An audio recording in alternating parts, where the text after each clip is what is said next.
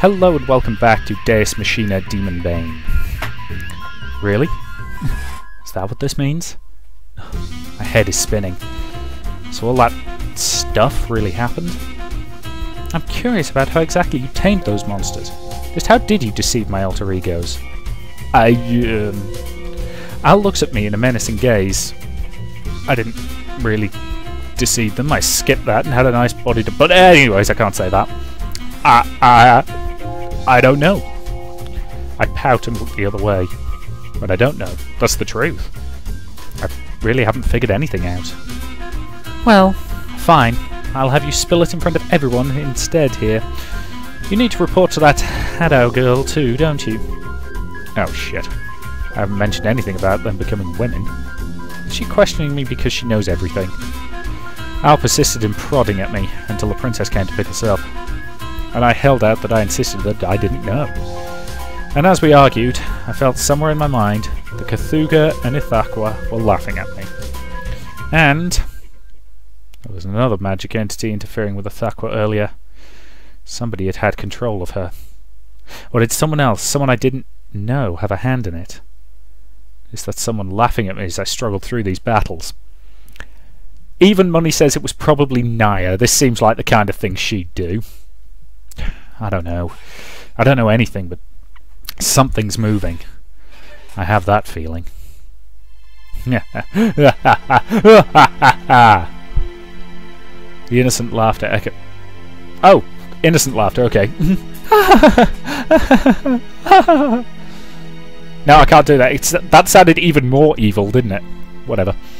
The innocent laughter echoes through the city, somehow perilous in its purity, and it dances through the sky of Arkham.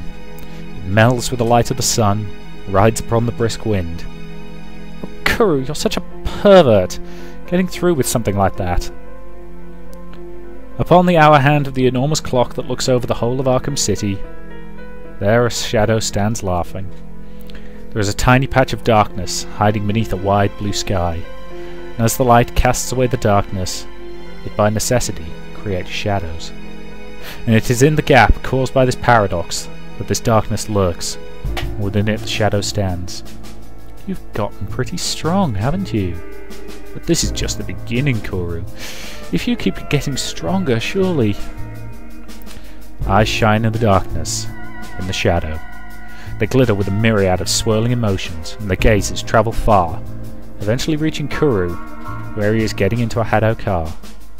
Glowing with some anticipation, those eyes never leave Kurou, nor the car he is in. Neither after he has vanished from sight. They watch and watch.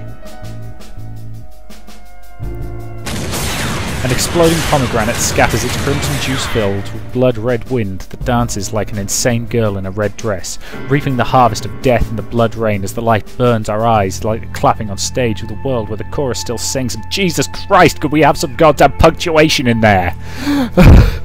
Okay, I'm gonna try this again, and I'm not gonna try and do it all in one breath. An exploding pomegranate scatters its crimson juice, filling the blood-red wind that dances like an insane girl in a red dress, reaping the harvest of death in the blood rain, as the light burns our eyes like the clapping on the stage of the world, where the chorus still sings the song of the pomegranate as it returns to life and bursts like a red flower, blooms, blooms, and blooms, and it flows like water and flashes like lightning and burns like flame and consumes like darkness and cries and cries and cries, and the song that is heard in the moment that the raging emotions collapse is bang, bang, bang, bang, bang, bang, bang, bang, bang, bang, bang, bang. Dying screams, mad laughter. Everything is as fleeting as foam on the sea. It vanishes, consumed by the silence of the night. Rain. The drenching rain fills all the space between sky and earth, and it washes away the blood.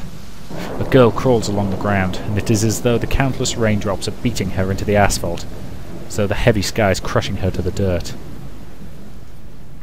Her gasps and moans lack any coherence, and she collapses, quivering, as though she's vomiting, seizing, laughing all at the same time. She stares up at the tiny square of sky that she can see from her alley. The clouds are so dark that it seems as though she is staring into the abyss, and the rain is too strong for her to keep her eyes open. Her eyes fall shut. Now her world is nothing but darkness and the roar of the rain. cold. The water leaches the heat from her body. A terrible comfort. Her body is racked with pain, every part of her aflame with the torment of it. Exhaustion has dug a gaping void from her heart, and lassitude settles on her limbs, binding her gently, slowly. It is as though she has been tossed out like garbage. The rain continues to pound her mercilessly. However, despite the drenching downpour, there is one place that remains completely dry.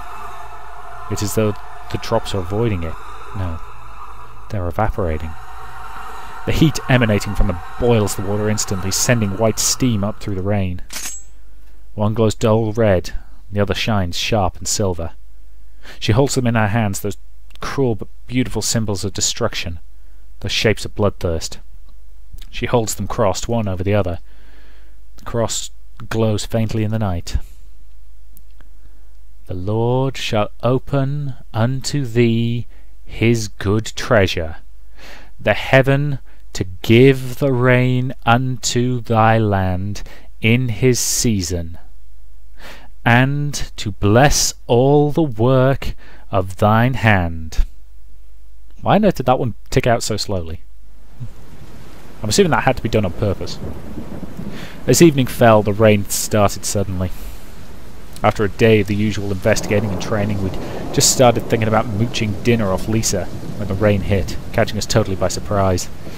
Oh man, I have no luck. We underestimated it, thinking it would end soon. But rather than die away, it's only gotten stronger. No choice. Making up our minds, we sprint the remaining distance to Lisa's church. We're only in the open for a few minutes, but that's enough for the rain to soak me down to my boxers. Oh my, you look terrible. I'll bring towels. I pull off my shirt and wring out what must be gallons of water. And next to me Al is shaking the water off like a pissed cat.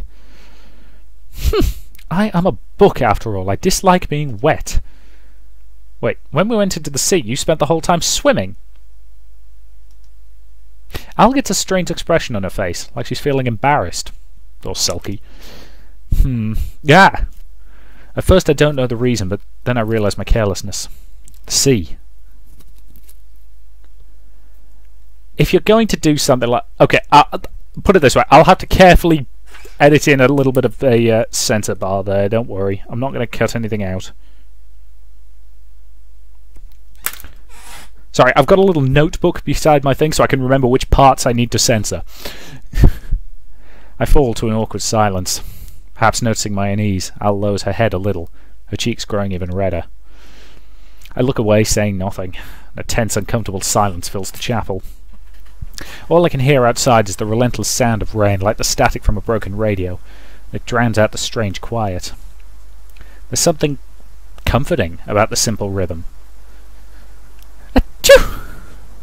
Al sneezes cutely, maybe from the cold. I look over at her and freeze. Al's completely soaked, and my eyes follow a drop of water as it falls from her hair to her clinging clothes. The slender lines of her body stand out clearly. I can see her light nipples sticking out from her chest. Al looks askance at me, and I turn away embarrassed. Al glares at me like she has something to say. Maybe a complaint or some condemnation, but eventually she looks away. Once again, a strange silence descends on us. It's been like this ever since the beach. It's not always this bad, but the littlest things can cause us to become hyper-conscious of each other. Still, at the very least, there's no doubt we've ceased to be just roommates and partners. But right now our relationship is... well, it's in a very ambiguous place. I steal a glance at Al's face. Really, how do I really feel about her? I don't dislike her, at least. Well, that goes without saying. Sure, she's cocky, selfish, arrogant, overbearing, incredibly egotistical and utterly inhuman, but I don't find her unpleasant. Being with her is actually pretty comfortable. So, what is she to me? And vice versa. I guess there's no point in thinking about it. This awkwardness is all due to trying to fit me and Al into some template. Our relationship's way too complicated for that. I just need to go with the flow and follow my feelings. That's what I think. What's the matter with you? After drying off, we head to the dinner table. I'd like to change, but while Al can borrow the kids' clothes, there's nothing in the church that'll fit me. Having no other choice, I strip off my wet clothes, set them up to dry, and end up eating dinner with a towel wrapped around my body. Needless to say, the kids have a field day with me. It doesn't look like it's stopping. It's pitch black outside, and just like Lisa said, it doesn't look like the rain's going to stop anytime soon. It's just getting stronger. Yeah, well, let's get home. My clothes aren't very dry. Putting cold, damp clothes on sucks, but there's no way I'm walking home naked. Alright. Borrowing an umbrella from Lisa, Al and I head home side by side. This rain is crazy. The roar of it seems to drown out all other sounds. The endless sheets of water block our sight. It doesn't get any more depressing than this. With our umbrella bearing down on us under the weight of the rain falling, make that crashing from the sky, we somehow make it back to the office. Despite the umbrella, everything below my waist is soaked. Oh, damn. Time to get inside and take a shower. But suddenly, through the torrent of water, I could make out a faintly wavering light, like a ghost or lost soul. It's burning weakly in the darkness at the back of the alley. Al. Over there. It's faint, but I feel magic power. We head into the alley to find out what it is. I feel like a traveller being lured to my doom by a will-o'-the-wisp, and following the light we proceed down the cramped space between buildings. It vanished. Kurou! Over there! Huh? And then we meet her. Oh shit. A lone girl, huddling in rags against the freezing rain. Kurou, she appears to be asleep, but there's a tiny smile on her lips. And she looks so weak, so fragile. She seems to me like an abandoned kitten. Which is why I... Quo Vadis. Well, I think that's an excellent point to end this part. Or will we want to take over and actually... There we go. So, I will say thank you very much for watching, and I'll see you in the next part, and once again, it'll... these are going to be coming out when I can get them done.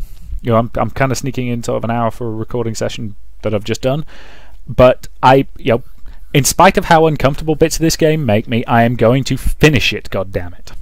So, I promise that this Let's Play series will get finished. I just can't guarantee how quickly that will happen. I will do my best, but, real life circumstances and so on and so forth. So, until the next part, thank you very much for watching, and I will see you in the next part.